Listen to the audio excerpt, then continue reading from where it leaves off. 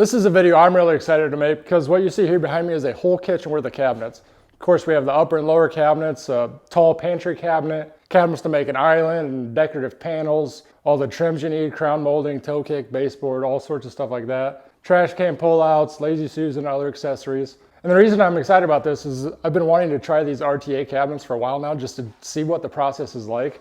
And these are all from the RTAstore.com, and we're going to go through the whole process here. If you aren't familiar, RTA cabinets stand for Ready to Assemble cabinets. There's a whole cabinet just flat packed here in this box. Like I said, I've never used these before, so this is a case of I'm going to kind of learn along with you and just show you the process. But I think in my mind there could be several benefits to these that I'll kind of talk through as I get going here.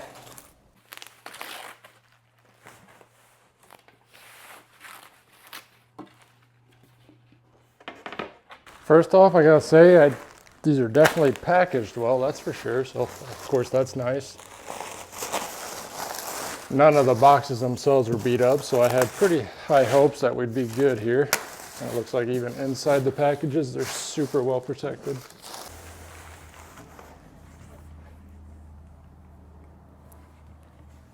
Really nice.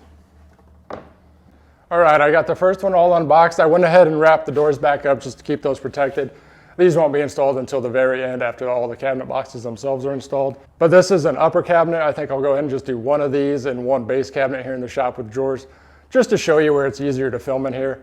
Obviously I'm in my wood shop, but literally you don't need any of these tools around me. I think all you need is a screwdriver. Of course I'm gonna use an impact instead, but as far as I can tell, this is all you need to assemble these. As you can see, there's dados cut and everything, so really they're just going to go together like a puzzle. Then there's these angle brackets that you attach with screws to hold everything together. And of course, this is something I can change if I want to. You know, I can change how I put these together, but I want to go ahead and try it with these brackets first, just to see how it works.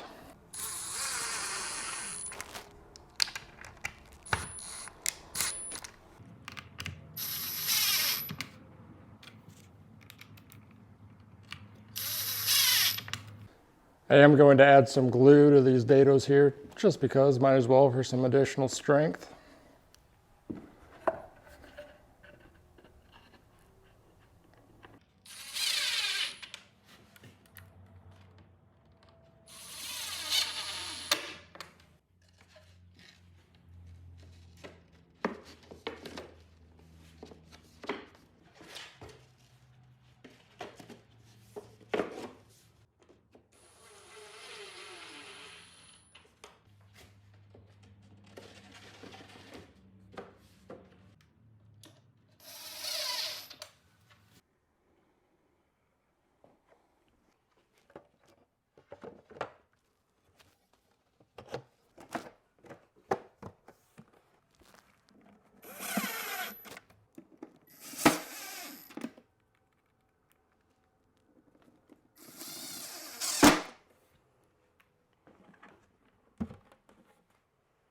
There's just a handful of screws here on the back. I am going to go ahead and pre-drill all the way through the other panel.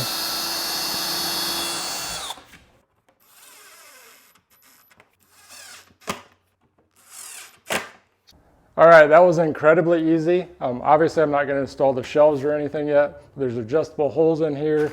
Comes with the hardware. Comes with the clear bumpers to put on the doors. Of course, the hinges. The hinges are already laid out and drilled on both the cabinet and the doors. But yeah, that was incredibly easy and fast. And with those brackets, and the glue's obviously not even dry yet, but these things are solid. Really happy with that.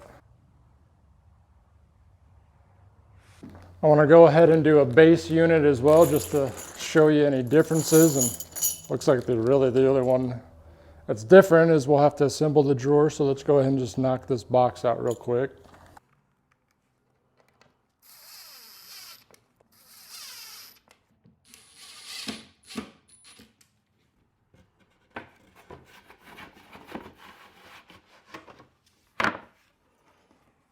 Earlier I mentioned changing the way I assemble these if I wanted to.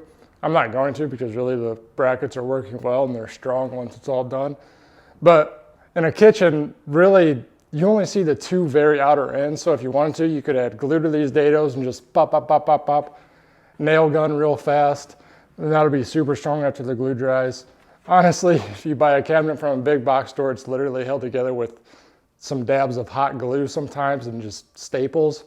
So either way, this is a great benefit of these that I'm seeing is you can assemble them however you want, make them as strong as you want. But yeah, the brackets are working out great.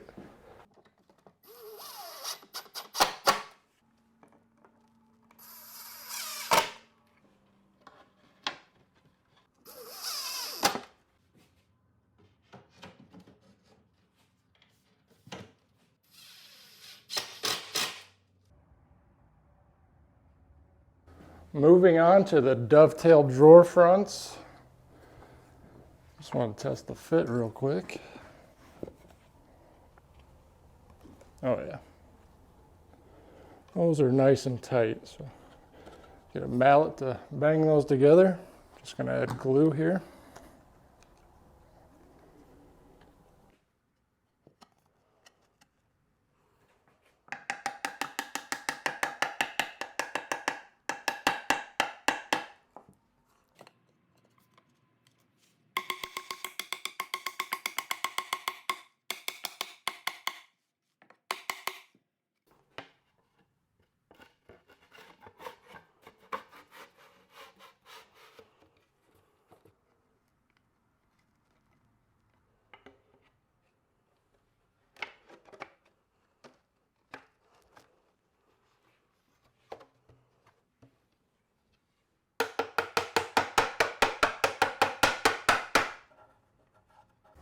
Just let that glue dry. That's the beauty of dovetail drawers. The way a drawer pulls in and out, the drawer's never going to come undone. It can't. Comes with these really nice soft close undermount drawer slides. Everything's already cut out, pre-drilled. All we got to do is put these clips here on the box.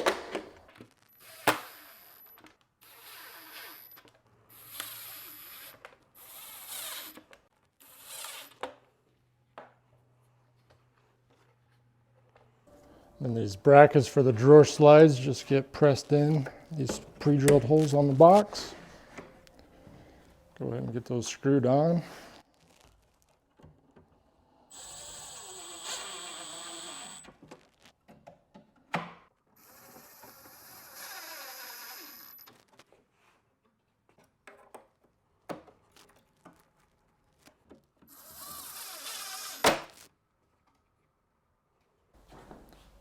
Take and put that, slide that right in the bracket. Attach the front to the face frame. There's already a pre-drilled hole there. Now I can just take and set the drawer in place. Push it until it engages those clips.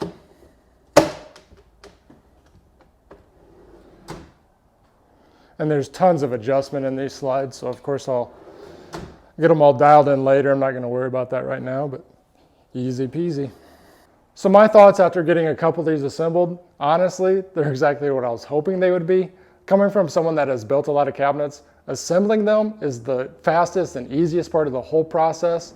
You know, you have to source materials, figure out cut list, cut all the parts, cut the joinery, put them together, and once they're together, you do the finishing. You know, here with the RTA cabinets, everything pre-finish, beautiful finish on the outside. That just saves a lot of work there. And you know, on this job, we're trying to do it with a pretty tight budget, but of course still want to do it as nice as possible. So by only having to do the easiest and fastest part of the whole process, assembling them, I'm really happy with this so far. But let's get these loaded up. And like I said, the flat pack boxes will make everything easier to load up, and I'll just do everything there in the kitchen. Once I got on site, really I decided to only film assembling one more cabinet, basically just to show you that they all go together pretty much the same way. Dados and grooves, and angle brackets and screws through the back. The pieces may be different sizes and shapes like this corner cabinet, but assembly wise, they all went together the same. But since I didn't mention it yet, these are the Catalina Toffee cabinets, which I personally really like. I'll put a link to these from the rtastore.com down below. And of course, they have pretty much any other color and style of cabinets you would want as well.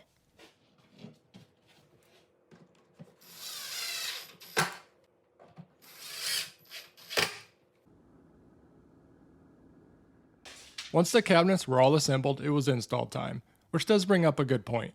If you're super cramped on space, which it was kind of a little tight for me in this space just because I was trying to film too, but you could just assemble one cabinet, install it, assemble the next, install it, and so on if you don't have a lot of space to work in. My install tactics really just depend and change depending on the kitchen. In this case, I started by installing the base cabinets first. So after finding the highest point in the subfloor, because this will be your base cabinet that is at least mostly sitting on the floor, and then all the others will be shimmed up from that point to match. Here the highest point was the sink cabinet, which worked out great because the whole layout and spacing with filler strips was ensuring that cabinet was directly centered in the window anyway. And speaking of filler strips, I'll try to throw just a couple screenshots up here. I really wasn't expecting this at all, but after working with the designer at the RTA store, you get this final design packet that has literally all the information you could need. The cabinet layout, where all your filler strips and trims need to be, and of course several renderings of the whole design. The whole process is really impressive for what all you get while saving a bunch of money. Of course, I'm cutting out and sparing you all the time spent shimming here, and believe me, there were a lot of shims used in this kitchen. But it's just a matter of working down the line, making sure everything is level front to back and side to side, then getting the cabinets screwed together and into the studs in the wall.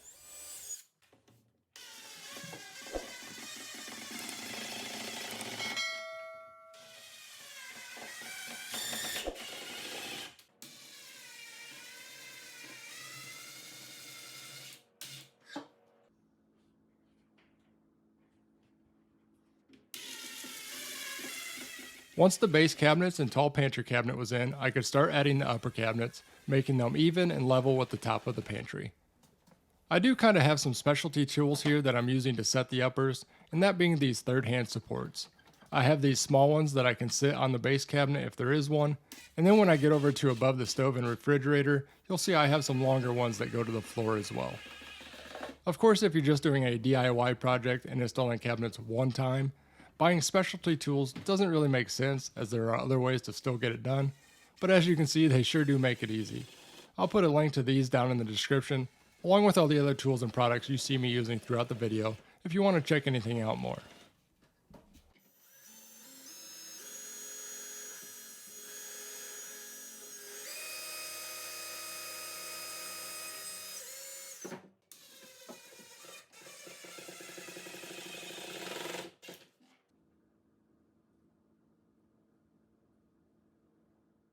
With the wall cabinets done, next I went ahead and got the Lazy Susan installed in the corner.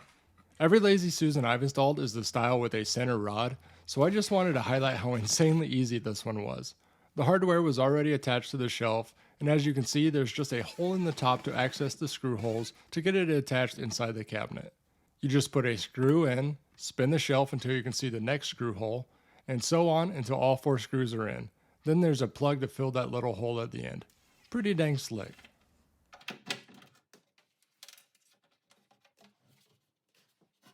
Moving on to the island, I started by just connecting all 3 cabinets to make it one whole unit.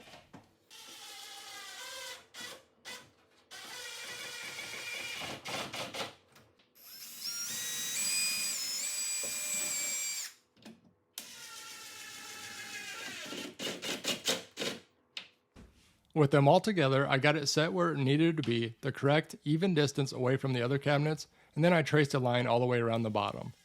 Then I just moved them out of the way to install these blocks, set back a ½ inch to account for the thickness of the toe kick piece on the bottom of the cabinets. Of course I'm able to just screw into the wood subfloor here, but the same thing can be done with concrete just by drilling holes and using concrete screws or anchors. With all the blocks installed, I can then bring the cabinets back in place and screw into those blocks all around, and these screws will be covered with trims later on.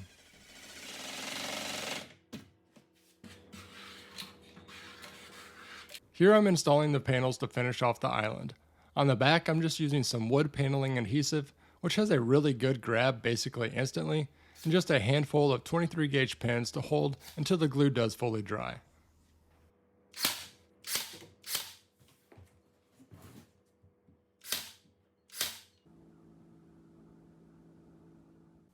For For the decorative end panels, since the face frame overhangs the cabinet sides by 1/4 inch, I first needed to pack them out just using scrap material left from that back panel after cutting that to size.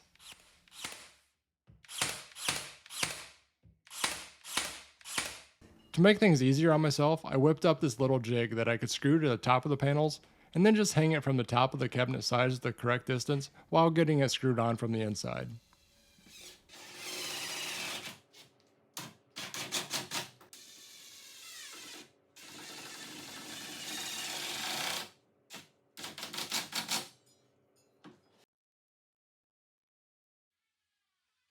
And because the island isn't fully done until the base molding is on, no final beauty shots yet. But moving on to getting the trash can pull-out installed. I was happy to see this came with Revishelf brand with Bloom hardware, as I've installed it before and it's always really nice stuff. Just using the supplied template to mark which screw holes match this size of cabinet, and then getting the slides installed. This whole drawer unit does come already assembled, so that's it after installing the slide hardware.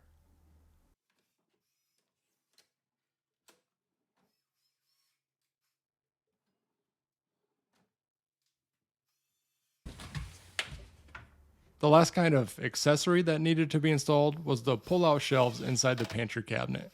It does come with regular shelves, or you can upgrade to these trays with drawer slides, which I would always recommend. These aren't pre-drilled or anything, so you can determine your own spacing. The front of the slide gets screwed to the face frame, and then there's the brackets on the back to screw into the back panel. From there I got all the doors and drawers installed, which is always a big visually appealing step. Of course they aren't pre-drilled for the pull hardware, so you can pick out whatever size and style you want. So after getting those drilled, I could screw on the soft close hinges and get them attached to the cabinets.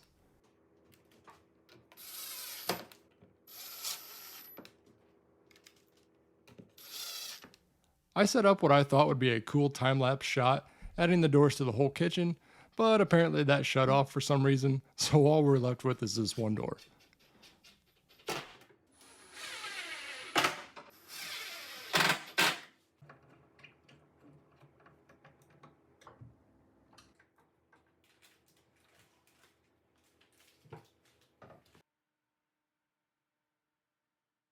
Jumping ahead to after the flooring is in, I could get the cabinets finished up by adding the toe kicks and base trim around the island.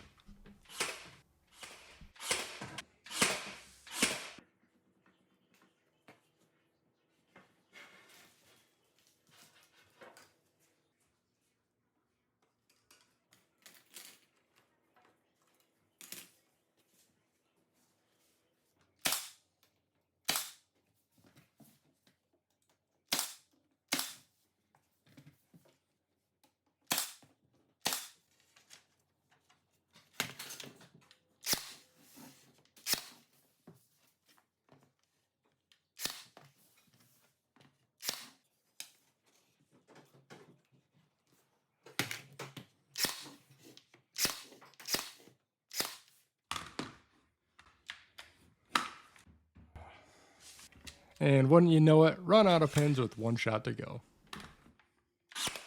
The touch-up kit that you can get that matches the cabinets comes with a wax fill stick, so after using that to fill the nail holes, that's officially it.